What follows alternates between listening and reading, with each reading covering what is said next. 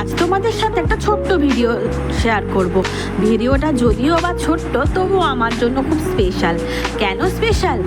এটা আমার একটা বান্ধবীর ছেলের বার্থডে ছিল।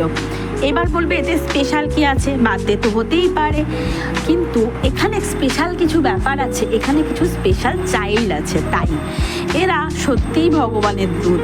আমার এই বান্ধবীর ছেলেটা কথা বলতে পারে না, কানেও কম শোনে, কিন্তু এত অদ্ভুতভাবে, এত সুন্দরভাবে তোমাকে ওর প্রত্যেকটা কথা বুঝিয়ে দেবে যে তুমি অবাক হয়ে যাবে। আমি ওকে ছোট থেকে দেখেছি, আর ও আজ পর্যন্ত আমাকে কিছু বলেছে আর আমি বুঝিনি এমন হয়নি। আমি কিন্তু স্পেশাল চাইল্ডদের সঙ্গে কীভাবে ডিল করতে হয় এটা জানতাম না।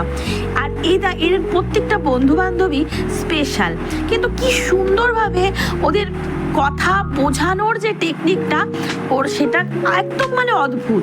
মানুষ মুখে বলেও হয়তো নিজের মনের ভাব এমনভাবে প্রকাশ করতে পারে না, এরা অ্যাক্টিভিটিসের দ্বারা এত সুন্দরভাবে মনের ভাব প্রকাশ করে দেয়।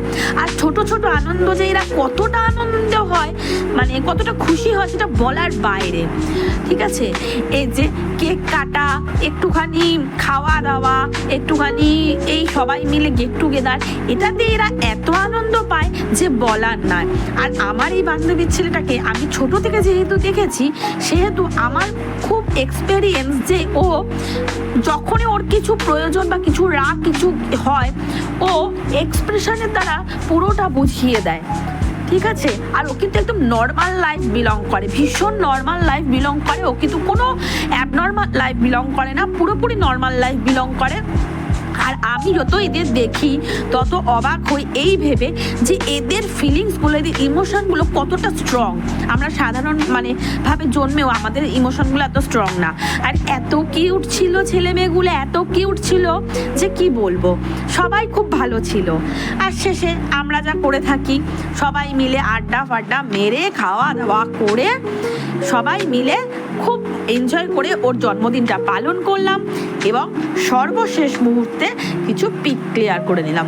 এবং যেটা না বললেই নয়, ওর মা, ওর ফ্যামিলি, মানে আমার বান্ধবী, তার যে পুরো ফ্যামিলিটা ওকে ভীষণভাবে সাপোর্ট করে সব দিক থেকে। ও কিন্তু পড়াশোনাও করেছে এবং এখন কিন্তু একটুখানি কাজ বাজও করে, হাতের কাজই শিখছে, করছে এরকম, কিন্তু করে। ও কিন্তু বেকার নয়, আর পড়াশোনাও কিন্তু শিখেছে। দেখো এই ছেলে মেয়েগুলো এত ভালো, এত ম্যানার জানে, এত মানে সফিস্টিকেটেড বলতে পারো, বা এত বাধ্য বলতে পারো, খুব ভালো। এই যে আমার সেই বান্ধবী যার ছেলেও, আমরা খুব ছোট থেকে ওকে দেখেছি, আর ওর যেন ওর প্রতি যেন টানটা মানে আলাদা। আর একে দেখলে এও কিন্তু আমার একটা বান্ধবী, ও যে এই বান্ধবীর মেয়ে। তো আমরা মানে এদের সঙ্গে পুরো একদম মানে মিলে মিশে গেছি। যাই হোক, কেক কাটার পরে যেটা আমার প্রত্যেকবারে দায়িত্ব পড়ে, কেকটাকে টুকরো টুকরো করে প্লেটে তোলা, সেই দায়িত্ব আমি হাতে তুলে নিয়েছি, কারণ এই দায়িত্ব কেউ পালন করে না আমি ছাড়া। তো এই যাই হোক, সেই দায়িত্বতে আমি এখন একদম, ও মানে আমার এক বান্ধবী একটা কেক কাটছে, আমি একটা কেক কাটছি, তারপরে হবে সেই কেকের মানে ডিস্ট্রিবিউশন আর কি। তো এই কেক নিয়ে বসে পড়েছি আমার কাজ নিয়ে, আর আমার এদের সঙ্গে সময় কাটাতে খুব ভালো লেগেছে। আর তারপরে ছিল কিছু ফটো তোলা, যেটা আমার করতেই হবে বাধ্যতামূলক।